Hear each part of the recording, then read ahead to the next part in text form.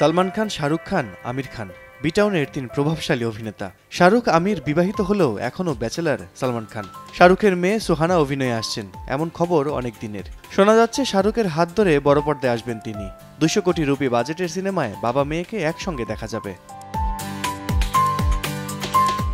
সোহানার অভিষেকের আগেই রূপালী পর্দায় পা রাখলেন আমির খানের ছেলে জুনায়েদ খান। মহারাজ সিনেমায় দেখা যাবে তাকে। সিদ্ধার্থ পি মালহোত্রার পরিচালনায় এই সিনেমায় জয়দীপ আহলাওয়াত ও সরবরী ওয়াগের বিপরীতে দেখা যাবে জুনায়েদকে। বুধবার প্রকাশ হয়েছে সিনেমার পোস্টার। পোস্টার প্রকাশের পর শুরু হয়েছে তুমুল আলোচনা, কারণ মহারাজের পোস্টারে অনবদ্য রূপে ধরা দিয়েছেন আমির পুত্র। 18 শতকের গল্পে নির্মিত হয়েছে সিনেমাটি। গল্পে এক সাংবাদিক ও একজন প্রভাবশালী ব্যক্তির লড়াই দেখা যাবে। সত্য ঘটনা অবলম্বনে নির্মিত হয়েছে সিনেমাটি। পোস্টার থেকে ধারণা করা যাচ্ছে সাংবাদিক চরিত্রে অভিনয় করেছেন জুনায়েদ খান।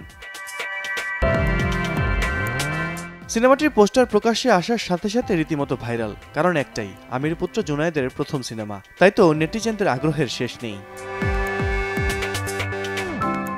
বাবার সূত্রে দীর্ঘদিন ধরেই শিরোনামে এই স্টার কিট। এবার পোস্টারে জুনায়েদকে একেবারে অন্যরকম লাগছে, এমনটাই বলছেন নেটিজেনরা। পোস্টার দেখে একজন লিখেছেন, হে ঈশ্বর, জুনায়েদ খানের ছবি মুক্তির জন্য আর অপেক্ষা করে থাকা যাচ্ছে না। মহারাজ সিনেমায় শালিনী পান্ডেকেও দেখা যাবে। 14 জুন নেটফ্লিক্সে মুক্তি পাবে এটি। যশ রাজ ফিল্ম এন্টারটেনমেন্টের ব্যানারে নির্মিত এই সিনেমার চিত্রনাট্য লিখেছেন বিপুল মেহতা ও স্নেহা দেশাই। আল কাসির, সময় সংবাদ, ঢাকা।